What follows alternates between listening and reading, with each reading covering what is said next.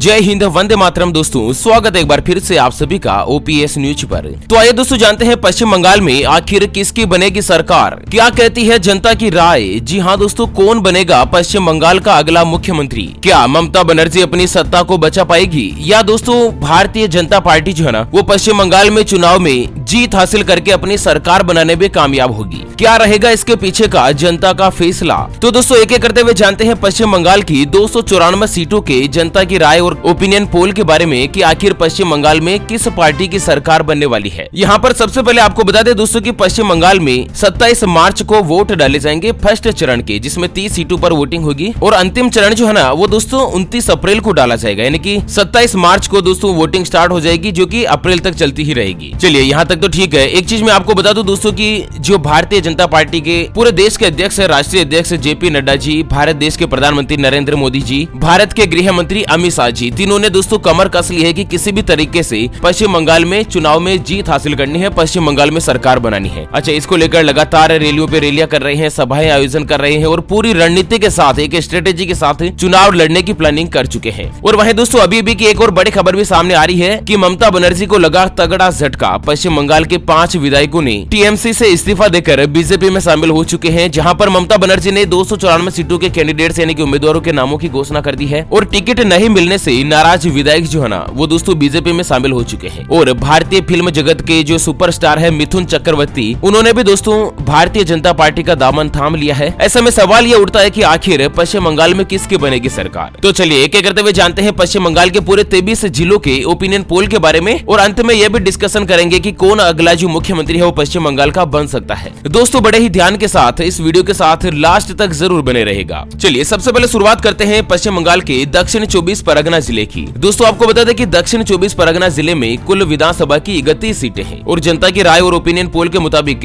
31 में से टीएमसी के खाते में जा सकती है 13 सीटें और वहीं 14 सीटों के आसपास दोस्तों भारतीय जनता पार्टी को मिल सकती है, 3 सीटें सीपीआईएम को मिल सकती है और वहीं 1 सीट जो है वो कांग्रेस को भी मिल सकती है। तो इस तरह से पश्चिम बंगाल की यहाँ पर दक्षिण 24 परगना जिले के हालात सामने आ रहे हैं। दोस्तों फिलहाल बीजेपी को यहाँ पर 1 सीट टीएमसी से भी ज्यादा मिलने की उम्मीद बताई जा रही है। और अगली चर्चा करते हैं उत्तर दिनाजपुर जिले की। आपको बता दें उत्तर दिनाजपुर जिले में कुल विधानसभा की 9 सीटें हैं और जनता की राय और ओपिनियन पोल सर्वे के मुताबिक 9 में से 4 सीटें जो है ना वो दोस्तों टीएमसी को मिल सकती है, 5 सीटें फिलहाल भारतीय जनता पार्टी के खाते में जा सकती है। तो इस तरह से जनता की राय निकल कर आ रही है। अगली चर्चा करें कूच बिहार जिले की। कूच बिहार जिले में विधानसभा की कुल 8 सीटें हैं। दोस्तों मैं एक छोटी सी रिक्वेस्ट आपसे पहले करना चाहूंगा, अगर आप केंद्र में प्रधानमंत्री नरेंद्र मोदी जी को पसंद करते हैं तो दोस्तों इस वीडियो को लाइक करके अपना समर्थन जरूर दीजिएगा। कूच बिहार जिले में दोस्तों विधानसभा की कुल 8 सीटें हैं और जनता की राय के मुताबिक 8 में से 1 सीट टीएमसी को मिल सकती है और 7 सीटें जो है ना वो फिलहाल बीजेपी को मिलती हुई दिखाई दे रही है। चलिए अगली चर्चा में जानते हैं कोलकाता की। जी हाँ, कोलकाता में दोस्तों विधानसभा की कुल 11 सीटें हैं और यहाँ पर भी भारतीय जनता पार्टी का पलड़ा जो है कुछ भारी पड़ता हुआ दिखाई दे रहा है। जनता की राय और सर्वे के मुताबिक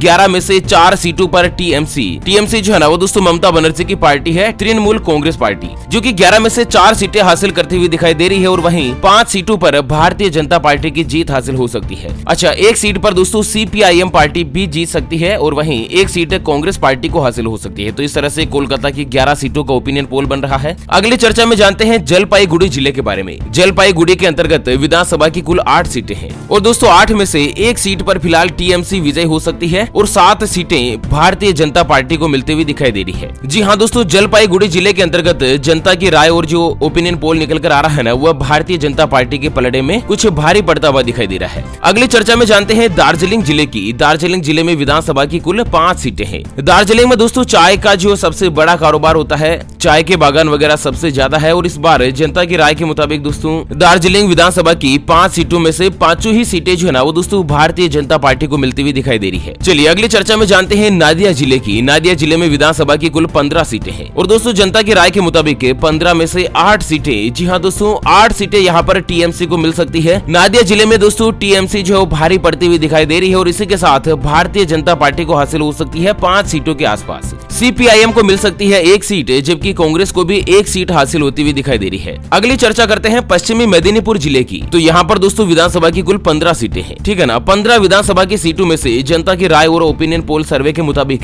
टीएमसी यानी तृणमूल कांग्रेस को मिल सकती है 6 सीटों के आसपास, भारतीय जनता पार्टी को मिल सकती है लगभग 8 सीटें, और हाँ एक सीट जो है ना दोस्तों सीपीआईएम को भी मिलती हुई दिखाई दे रही है। तो इस तरह से पश्चिमी मेदिनीपुर जिले में 15 में से 8 सीटें बीजेपी को और 6 सीटें जो है ना वो दोस्तों टीएमसी को हासिल हो सकती है। पुरुलिया जिले की चर्चा करें तो यहाँ पर विधानसभा की कुल 9 सीटें हैं, और दोस्तों 9 सीटों के इस विधानसभा में 5 सीटों के आसपास तृणमूल कांग्रेस यानी कि ममता बनर्जी की जीत हासिल हो सकती है। यहाँ पर ममता बनर्जी कुछ भारी पड़ती हुई दिखाई दे रही है, और इसी के साथ 4 सीटें जो है ना वो दोस्तों बीजेपी को मिल सकती है। अगली चर्चा करते हैं पूर्व मेदिनीपुर जिले की। पहले पश्चिमी मेदिनीपुर जिले के बारे में जाना था, अब पूर्व मेदिनीपुर जिले की चर्चा करें तो यहाँ पर विधानसभा की 16 सीटें हैं, और दोस्तों जनता की राय के मुताबिक 16 में से 6 सीटों के आसपास तृणमूल कांग्रेस को मिल सकती है। 8 सीटों पर भारतीय जनता पार्टी जो है ना वो दोस्तों जीत का खिताब हासिल कर सकती है, और वहीं 2 सीटें जो है ना वो सीपीआईएम के खाते में भी जा सकती है पूर्वी मेदिनीपुर जिले में, है ना। बांकुड़ा जिले की चर्चा करें तो यहाँ पर विधानसभा की कुल 13 सीटें हैं, और दोस्तों जनता की राय और जो यहाँ पर ओपिनियन पोल निकल कर आ रहा है ना वो आपको हैरान कर देने वाला लग सकता है। बांकुड़ा जिले की इस बार 13 विधानसभा की कुल सीटों में से लगभग 5 सीटों के आसपास तृणमूल कांग्रेस यानी कि ममता बनर्जी को मिल सकती है, और वहीं 6 सीटें जो है वो भारतीय जनता पार्टी को हासिल हो सकती है। हालांकि एक सीट सीपीआईएम को और एक सीट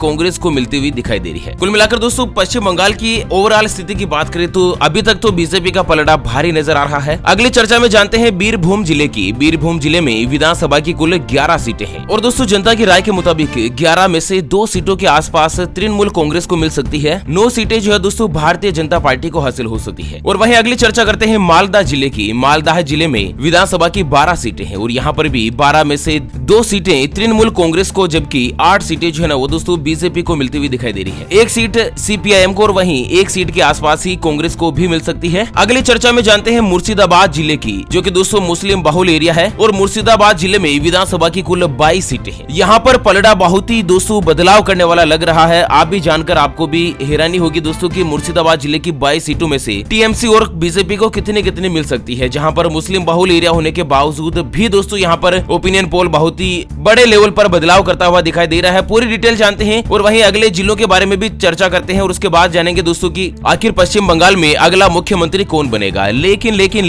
उससे पहले दोस्तों हमेशा की तरह एक छोटी सी नजर डाल लेते हैं आज के माइंड क्विज यानी कि गिवे वाले सवाल की तरफ। तो दोस्तों आज का माइंड क्विज वाला सवाल आप स्क्रीन पर देख पा रहे हैं। तुम मुझे खून दो मैं तुम्हें आजादी दूंगा, यह नारा किसने दिया था? जी हाँ दोस्तों दोबारा सुन लीजिएगा, तुम मुझे खून दो मैं तुम्हें आजादी दूंगा, यह नारा किसने दिया था? ऑप्शन ए नेताजी सुभाष चंद्र बोस ने, ऑप्शन बी चंद्रशेखर आजाद ने। तो फटाफट से लिखना है क्वेश्चंस का सही जवाब इस वीडियो के नीचे कमेंट बॉक्स में, और हाँ सही जवाब देने वाले किसी एक खास कमेंट्स को सिलेक्ट किया जाएगा हमारी ओपीएस न्यूज टीम की तरफ से, और उसे दिया जाएगा एक 84 दिन वाला मोबाइल रिचार्ज बिल्कुल फ्री। ध्यान रखेगा ये गिवे भी बिल्कुल फ्री है, इसके लिए कोई भी चार्जेस वगैरह हमारी न्यूज टीम के द्वारा नहीं लिया जाएगा। तो चलिए मुर्शिदाबाद जिले की चर्चा करें तो दोस्तों यहाँ पर विधानसभा की कुल 22 सीटें हैं, और 22 सीटों में से जनता की राय के मुताबिक 15 सीटें, जी हाँ दोस्तों 22 में से 15 सीटें टीएमसी यानी तृणमूल कांग्रेस को, ममता बनर्जी को मिलती हुई दिखाई दे रही है, और वहीं मात्र 22 में से 5 सीटों के आसपास ही भारतीय जनता पार्टी को मिल सकती है, और वहीं एक सीट जो है वो दोस्तों सीपीआईएम के खाते में जा सकती है। तो इस तरह से यहाँ पर रेशो ओपिनियन पोल का सामने आ रहा है। वर्धमान जिले की चर्चा करें तो वर्धमान में कुल विधानसभा की 16 सीटें हैं। यहाँ पर दोस्तों जनता की राय सर्वे के मुताबिक 16 में से 5 सीटें टीएमसी को मिल सकती है, 10 सीटें जो है ना वो फिलहाल यहाँ पर भारतीय जनता पार्टी को मिलती हुई दिखाई दे रही है। वर्धमान जिले में दोस्तों भारतीय जनता पार्टी जो है वो भारी पड़ती हुई दिखाई नजर आ रही है, और एक सीट जो है ना वो सीपीआईएम को यहाँ पर हासिल हो सकती है। अगली चर्चा करते हैं हावड़ा जिले की। हावड़ा में दोस्तों विधानसभा की 17 सीटें हैं, और जनता की राय के मुताबिक 17 में से 7 सीटों पर टीएमसी यानी कि तृणमूल कांग्रेस पार्टी जो है वो विजय हासिल कर सकती है, अपनी विजय पताका लहरा सकती है, और वहीं 10 सीटों के आसपास भारतीय जनता पार्टी को मिलती हुई दिखाई दे रही है। हुगली जिले की चर्चा करें तो हुगली में विधानसभा की 18 सीटें हैं, और दोस्तों जनता की राय और ओपिनियन पोल सर्वे के मुताबिक 18 में से 7 सीटों पर तृणमूल कांग्रेस पार्टी, ममता बनर्जी की पार्टी यहाँ पर विजय हासिल कर सकती है, और 9 सीटों के आसपास जो है ना वो दोस्तों बीजेपी को मिल सकती है। अच्छा, एक सीट सीपीआईएम को और वहीं एक सीट जो है कांग्रेस को भी मिल सकती है। इस तरह से यहाँ पर ओपिनियन पोल सामने आ रहा है। जानते हैं अगली चर्चा दोस्तों पश्चिमी वर्धमान जिले की। पश्चिमी वर्धमान जिला जो है ना वो दोस्तों विधानसभा में कुल 9 सीटें रखता है, और 9 में से 4 सीटों पर टीएमसी यहाँ पर आगे निकल सकती है, और 5 सीटें जो है ना वो बीजेपी को हासिल होती हुई दिखाई दे रही है। दक्षिण दिनाजपुर जिले की चर्चा करें तो दोस्तों यहाँ पर विधानसभा की कुल 6 सीटें हैं, और जनता की राय और ओपिनियन पोल पोल के मुताबिक 6 में से 2 सीटों पर तृणमूल कांग्रेस और वहीं 3 सीटों पर भारतीय जनता पार्टी जो जीत हासिल कर सकती है। अच्छा, एक सीट CPIM को भी मिल सकती है दक्षिण दिनाजपुर जिले में, है ना। कलिंपोंग जिले की चर्चा करें तो यहाँ पर विधानसभा की कुल 1 सीट है और दोस्तों जनता की राय के मुताबिक एक ही सीट जो है ना वो दोस्तों बीजेपी को मिलती हुई दिखाई दे रही है। झारग्राम जिले में दोस्तों विधानसभा की 4 सीटें हैं और जनता की राय सर्वे के मुताबिक 4 में से आधी सीटें दोनों ही पार्टियों को मिल सकती है। 2 सीटों पर TMC जीत हासिल कर सकती है और 2 सीटें ही भारतीय जनता पार्टी को मिल सकती है। अलीपुरद्वार जिले की चर्चा करें तो यहाँ पर विधानसभा की 5 सीटें हैं और जनता की राय के मुताबिक 5 में से 2 सीटों पर TMC और 3 सीटों पर बीजेपी जो भारी पड़ सकती है। चलिए आखिर और अंत में चर्चा करते हैं उत्तर 24 परगना जिले की। उत्तर 24 परगना में दोस्तों विधानसभा की 33 सीटें हैं और पश्चिम बंगाल का सबसे बड़ा विधानसभा का जिला भी यही है। दोस्तों यहाँ पर 33 सीटों में से 15 सीटें, जी हाँ दोस्तों 15 सीटें तृणमूल कांग्रेस को मिलती हुई दिखाई दे रही है और वहीं 10 सीटों के आसपास जो है ना वो भारतीय जनता पार्टी को मिल सकती है। 3 सीटें CPIM को मिल सकती है जबकि 2 सीटों पर कांग्रेस पार्टी की जीत हासिल हो सकती है। ऐसे में दोस्तों अंत में अपन अगर टोटल ओवरऑल सीटों की चर्चा करें तो दोस्तों कुल 294 विधानसभा सीटों में से लगभग 116 से लेकर 130 सीटों के आसपास जो है ना वो TMC को मिल सकती है और 135 से लेकर 150 सीटों के आसपास दोस्तों बीजेपी को हासिल हो सकती है और लगभग 21 सीटें जो है ना दोस्तों CPIM और 10 से लेकर 15 सीटें जो है ना वो कांग्रेस को हासिल हो सकती है। तो इस तरह से यहाँ पर ओपिनियन पोल रेशियो और सर्वे जो है सामने आ रहा है। अगर दोस्तों TMC की सरकार बनती है तो दोबारा से जो मुख्यमंत्री है ना वो ममता बनर्जी ही सामने आएगी। लेकिन अगर आप चाहते हैं कि मुख्यमंत्री का बदलाव हो तो दोस्तों आप किसे यहाँ पर पश्चिम बंगाल का मुख्यमंत्री बनाना पसंद कर रहे हैं, आप दोस्तों हमें वीडियो के नीचे कमेंट बॉक्स में जरूर बताएगा। तो फिलहाल वीडियो को यहीं पर देते हैं विराम, फिर से होंगे हाजिर एक और नई और ताजा तरीन ब्रेकिंग न्यूज हेडलाइंस के साथ। तब तक के लिए जय हिंद, जय भारत, वंदे मातरम।